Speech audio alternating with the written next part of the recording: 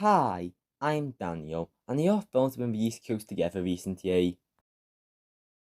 Many movies want the summer release date, but most of them are failing. Specifically animation, there was a yacht at the end of June which made scheduling videos hard.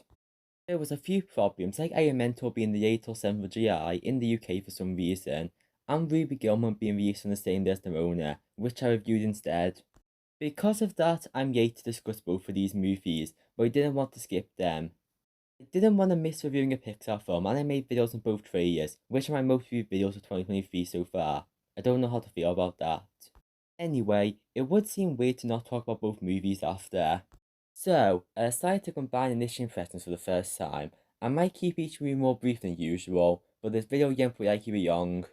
So, I watched both movies in cinemas and I'm wondering how will their quality compare and follow up the recent Pixar vs Dreamwork studio war that I find to be a bit dumb. Mentor was a release I felt mixed about for a while. My main reason was probably because the romance and predicting a story around it. I guess that Pixar really can make it work, but still felt some of the elements don't mix idea was generic. It seemed the trailers didn't do a good job selling the movie into a limited box office income. It's not as bad as some making it seem like, but it is still underperforming with decent reviews, but low for Pixar standards. Anyway, I saw the movie and I'll discuss it with limited spoilers. Something good to know before that was yet out of the trailers was that this movie is about immigration. It is following how your modern Pixar feels personal to direct the story. Peter's son based on his parents immigrating, which is an interesting idea for a story. You could make an argument that this has to hide in an allegory, but that is a typical Pixar combination. I don't think it strips the meaning from this movie. The immigration angle still feels blatant, with the opening showing Ember's parents move to Almond City, which was not designed for them. I find it interesting how it establishes the location isn't designed for fire people, and has a great way of showing discrimination in universe. I appreciate how it creates its own world for things. However, it doesn't quite work well with the Pixar formula, with the what if had feelings idea supposed to show the interaction with humans. This takes a more casual approach to just creating things for a separate universe. Any comparison to real discrimination doesn't work, and it's questionable and characters could die at several points. The Utopia is a bit flawed, but it's far better than this. The metaphor isn't as successful as Yukon turning red, where it can be interpreted in multiple ways. This isn't going to be the last time in the video where I mention those two.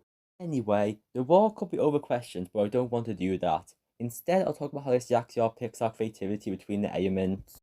They don't really show the different alien cultures or clever ideas about how aliens will build a world. It's shown that fire is minority and water majority, but earth and wind is completely pointless. The posters try to advertise a different character for each world, but that feels like the only reason they added certain characters. Kyoto got 3 minutes of screen time. They could have made a comic V for someone for them to talk to, but they didn't. Gale is funny in their limited appearances, but didn't deserve more marketing than the parents. Anyway, the world is flawed, but that isn't the focus. The main conflict involves Ember getting close to inheriting her father's shop, but does she want that? This part is more interesting, and I like how she interacts with Wade. I'm not a fan of romance, but appreciate how it was done. It does take a while for them to have any chemistry, but I like how the middle showed their relationship. It is a good way to explore Ember's response, and I was enjoying this movie. The structure is too much like one event happened in the next one without the best flow. The story of the pipe shouldn't have taken up so much time, and room of the story. Also, I feel it quite heavy goes downhill in the third act. After a very beautiful scene, I wasn't expecting to work so well. It has an argument scene that might have well been about the word moist. Then there's another scene that breaks the real emotional confrontation and shouldn't have an audience. I'm mostly mixed on the climax and ending. The story has its flaws, but also some fun moments. The animation looks a bit weird at first, but it grew on me to establish its style. The textures look great, and I think the movie looks good in 3D to show the science stick out more. Anyway, the characters are also good. Emma is a great protagonist who generally may feel a bit generic at points, but still works. Wade is a fun character I didn't find annoying, but he doesn't really learn that much, and he is used too much like an inspirational quote machine over a character sometimes.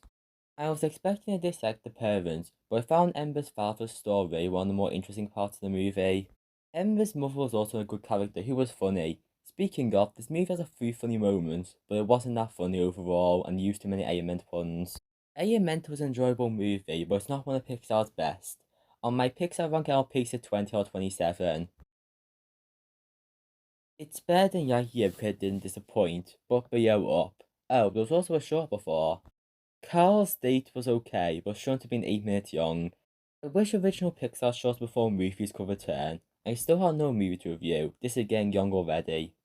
Ruby Gillman Teenage Kraken was announced very recently. It was seen on my 2023 animated films list. Dreamwork did poor job advertising this, and it shows. This didn't do well, and barely anyone is seeing it. Probably because the trailers looked generic, gave too much away, and focused too much on the mermaid versus Kraken angle and ignored the family stuff. Saw the movie and something epic happened. I got a trailer for Pinocchio True Story before it. I don't know why when it released over a year ago, but that was a highlight. I still haven't seen that movie and don't know if I should. Anyway, I mentioned in a previous video this reminded me of modern Pixar, but I didn't know the extent this like turning red. It's yucky that it's only been a year, because with a few extra years gap between them, I would have called this a rip-off. Both used the monster's transformation as a metaphor for puberty that happens with intense emotions. It also has many similar turns, with the conflict between three generations. This is joining recent Disney films that turned out having generational trauma be a major theme. Yike turning red, the first 20 minutes got me worried about this. The dialogue felt off with Yob but not for exposition, and I wasn't a fan of how this from story. However, the movie gets better when Chelsea is introduced. Despite being predictable normally, I wish the trailers did better with this. I liked their friendship and would have preferred this movie took a different path. The story is about rebelling over all generations, so that would work better if the war wasn't so black and white. This problem doesn't bother me too much, because I enjoy the middle and most of the climax. The Gillman family conflict is interesting, and I like exploring the world more. The first scene in the underwater castle is a highlight for me. This movie is also decently funny, with some characters being good comedically. This can do modern references almost effectively and realistic. This feels like it understands demographic better than most. It's not perfect at this, but almost there. The animation also looks good. I noticed step down to Dreamworks, but comparing this to Puss in Boots or The Bad Guys feels wrong to me. I like that studios can switch between styles, and this fits the movie's tone greatly. There's some moments where things pop up on the screen, and a good style of colour. The town design looks nice and inviting, same with all the underwater bits.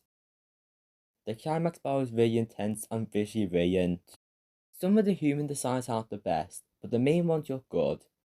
This movie is fun visually and has some good characters. Ruby Gillman wasn't interesting, and this handled the arc worse than turning red. Ruby has yes moments where she makes decisions, more just ending up in situations due to others. This epilogue isn't satisfying as it should be. This movie isn't a strong coming age movie like it wants to be.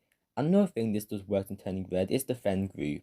They get like 6 minutes of screen time and no effect on the plot. Why are they even characters? Connor is fine, but a pretty weak love interest. Ignoring the reveal, she had more chemistry with Chelsea. Speaking of, I may have preferred a different third act direction and more motivation, but she's still a good character who is enjoyable. The grandma is entertaining, and I enjoy the conflict between the characters. Even some of the more side characters in the family are still enjoyable, even if they are used for comic relief. The Seiya character is also very funny here. Ruby Gillman Teenage Kraken is a movie that exists. It's decent but nothing special and quite forgettable. This isn't continuing DreamWorks' greatness, but I didn't expect it to. It's probably somewhere in the studio's middle. Now for the ending. In conclusion, I give both films 7 out of 10 and depends recommendation. I find Ruby Gillman to be worse and I consider giving it 6, but both are around the same quality.